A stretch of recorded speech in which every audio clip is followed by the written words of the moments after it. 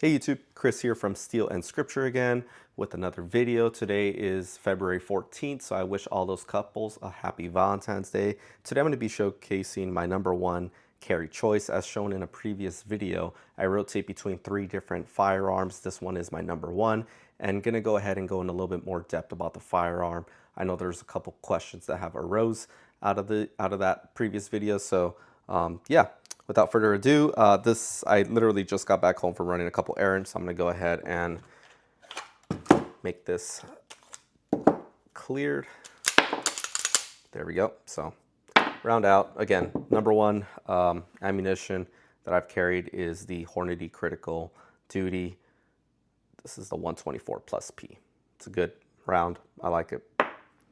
So yeah, this is it, CZP-01. Again, the modifications that I've done to it are just simply add-ons. So I've changed out the grips to the Lok Grid-Lok Grips. I did make a video that gave a quick overview on them. So if you want to check out that video, I'll go ahead and link it below.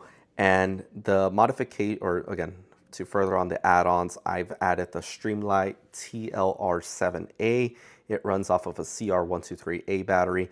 I do have a practice of rotating my batteries on all my firearms and all their respective gear once a year. So I do this towards the end or the beginning of a new year. So this does have some fresh batteries. I've personally never had an issue with this depleting on its own. Again, I carry every day, but I don't, it's not like if I manipulate the light every day, but I do a quick test whenever I am about to holster, just ensure that it runs. But I've never had an issue with this. I forgot the rating on how long the battery is supposed to last on this guy, at least on standing time, but again, never had an issue with this guy. And then for an optic choice, I use the EDC Carry. So just to give you a little bit more of a in-depth look of how it sits on the firearm. So maybe a millimeter of an overhang, but it looks clean. I've never had an issue or any comments of someone saying, oh, it looks a little funny or too big. It carries really nice. And I think that's about a 1/3 co-witness with the Dawson Precision fiber optic sight. Now, for the cut, a very famous question that has been coming up. This was done by Wagger Machine Works. I forgot what state he's located out of, but I got to tell you, best or one of the best customer services I don't want to say customer service, but lead times and experience. The reason why I didn't comment on customer experience is because there's really little to no communication that's performed with the owner or whoever's actually facilitating the process. And that's, I mean, in my opinion, a good thing. There's not a reason to get in communication with them other than this is my product, this is the order, and go ahead and let me know of the tracking information once you ship out. And that's exactly how he works. You essentially put in your cart the type of cut that you want. So on the CZP-01, I put I think it's the EPS cut or RMRC. No. I'm gonna go ahead and just leave it at EPS cut. Once you add that to your cart, you pay for it, and then you print out a order sheet. You then package up your slide and ship it out to him. He doesn't need the frame. He just wants to know what are you going to be cutting, and if there's any sites that you want to order through him or throw in the kit, which I did, then you could go ahead and do that as well. Once you ship out and send his way, he'll go ahead and log it into his system. In my experience, the slide carried more with the carrier than it did with him. He checked it in 48 hours. I got an email saying that my slide is back on its way. And then sure enough, 3 days later, it was at my front door. Amazing. That's the exact kind of business that I like to conduct. And he just demonstrates a really good experience. I enjoyed that. The fact that you're able to get a cut turnaround time of less than a week is amazing. Now, I do know he's definitely received a little bit more attention. So he is, I think he might have increased his lead time, but I think it's just like by days, if anything. So definitely check out his website for his current lead times. If he ever has any delays that he expects, he definitely updates his website. So yeah, all in all, I'd say pleasant experience. Really enjoy his work. Definitely give him a look. I am positive you'll have a great experience. But yeah, so that goes for the cut. And then the fiber optic sights, I like to remain consistent across my firearms. So I do always enjoy some blacked out sights. Ideally, this would be filled with tritium so that I would have some sort of night vision or night, how can I say it? But just essentially some night sights. But unfortunately, these are not filled with tritium. So I really wish they would have followed like Trichicon's DI mechanism. To be honest with you, I haven't even checked if Trichicon offers a DI setup.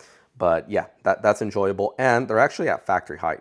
So the nice thing with his Wagger's cut is that you can run your stock height. You don't need to run suppressor sights, which I really enjoyed, because if for whatever reason I wanted to leave off the optic or decided to go opticless, I would essentially not need to change my sights, which I really enjoy. Factory barrel, so the barrel's factory. I'm not going to show it just because my serial number's there. I know that's a little bit of a political debate, but yeah, rather just keep that to myself. And that's it. I do want to get the Cajun Gunworks Pro Kit done on it. I am due for renewal my CCW in 2 to 3 months. And when you send out a product to Cajun Gunworks, there's a pretty large, lengthy lead time. So I don't want to do that just yet.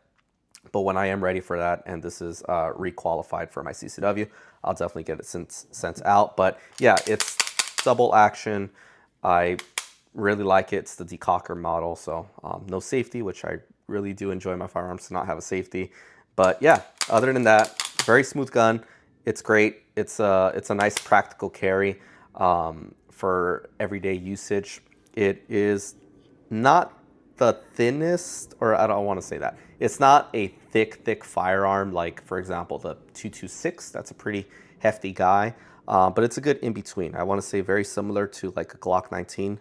So really good. And the reason why this is my #1 carry firearm is because it is, I'm insanely accurate with it, quick with it, and it never fails on me. I think I've probably had maybe one malfunction that I can recall, and that might have just been due to the round. This guy just shoots and shoots and shoots. So I always enjoy carrying this guy. And sorry, just to speak on the holster and the carry, this is the Axis Elite from Tier 1 Concealed. So I am a lefty. That might be throwing you off, but I am a lefty, so that's why the firearm's on the left side. And then sidecar style, so have another 10-round magazine right next to it. But yeah, I enjoy that firearm. I know there was a couple questions regarding why do I rotate between different ones. Again, this one sits in my front appendix area 95% of the time. The only time that I opt for something different is really when I'm going for a run or going for a walk. If I'm going to be doing something that requires me to be a little bit more agile, then I'll transition over to this guy, which is the Shield. And I know some may ask, why not just have one that, end all be all? Well, I mean, simply because of the thickness, the weight. It's thin, it's smaller, it's very lightweight. That's the only reason why I really ever opt for this guy.